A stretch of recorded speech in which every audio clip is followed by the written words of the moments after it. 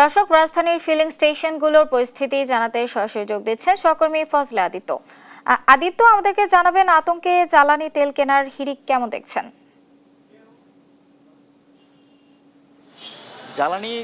জ্বালানি তেল কেনার যে ভিড় সেটি কিন্তু অনেক এখনও রাতের প্রায় 11টার বেশি বাজে এবং সেই সময়টাতে কিন্তু জ্বালানি তেলের যে সংকট সেই সংকটকে কেন্দ্র করে কিন্তু প্রত্যেকটি কিন্তু রাজধানীর যে পেট্রোল পাম্পগুলো রয়েছে সেই পেট্রোল পাম্পগুলো কিন্তু ভিড় চলমান রয়েছে এবং সরকার থেকে কিন্তু আজকে একটি প্রজ্ঞাপনের মাধ্যমে কিন্তু একটি তেল যে নেয়ার একটি নীতিমালা সেটি কিন্তু গঠন করা হলেও এই তেল পাম্পের কিন্তু তার চিত্র দেখা যাচ্ছে না। আমরা একটু দর্শকদের দেখাতে যাচ্ছি যে প্রতিটি তেলের 2 লিটার করে নেয়ার কথা থাকলেও এবং অন্যান্য যে পেট্রোল পাম্প অন্যান্য যে গাড়িগুলো রয়েছে সেই গাড়িগুলোতেও কিন্তু 20 লিটার সর্বোচ্চ প্রাইভেট কারগুলোতে নেওয়ার কথা থাকলেও কিন্তু এগুলো নেওয়া সম্ভব হচ্ছে না। কারণ এখানকার মানুষরা যারা আসছেন তারা একটি অভিযোগ করছেন যে বারবার কিন্তু তাদের তেল নিতে কিন্তু আসা হচ্ছে এবং যেমন আপনি দেখতে পাচ্ছেন যে এই বাইকটিও কিন্তু প্রায় 250 থেকে 300 টাকার মতো কিন্তু তেল নিয়েছেন এবং যার কারণে এই যে নীতিমালাটি করা হয়েছে এবং নির্দেশিকাটি দেয়া হয়েছে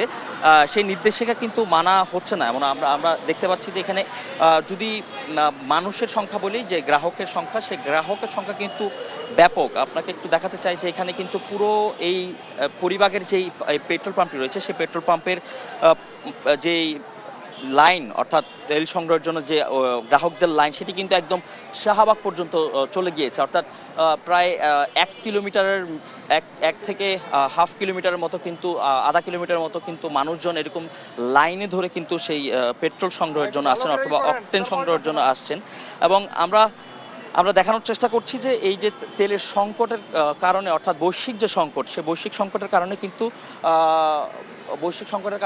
দেশের যেই মজুতকৃত তেল রয়েছে সেগুলো কিন্তু সঠিকভাবে যেন গ্রাহকদের কাছে পৌঁছে যায়, তার কারণে কিন্তু এই ভোগান্তিরও একটা চিত্র বলা চলে। এখানকার মানুষরা যারা বলছেন তারা ব্যাপক ভোগান্তিরও শিকার হচ্ছেন। আপনারা লক্ষ্য করলে দেখতে পাবেন যে এই যে চিত্র সেটি কিন্তু তারা বলছেন যে তাদের বারবার আসতে হচ্ছেন এবং বিশাল লাইন অর্থাৎ গাড়ির যে লাইন, বাইকের পাশাপাশি কিন্তু এখানে প্রাইভেট কারও রয়েছেন। আপনাকে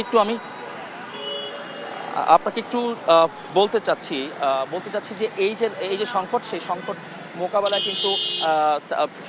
মোকাবেলায় কিন্তু সরকার তাদের যে পর্যাপ্ত যেই ব্যবস্থাপনা সেই ব্যবস্থাপনা করবেন এবং তাদের যেই এখন যে নির্দেশিকাগুলো দেওয়া হয়েছে সেগুলো মজুদের পরবর্তী মজুদ যদি আসেন তাহলে পরবর্তীতে সেই স্বাভাবিক চিত্র দেখা যাবে।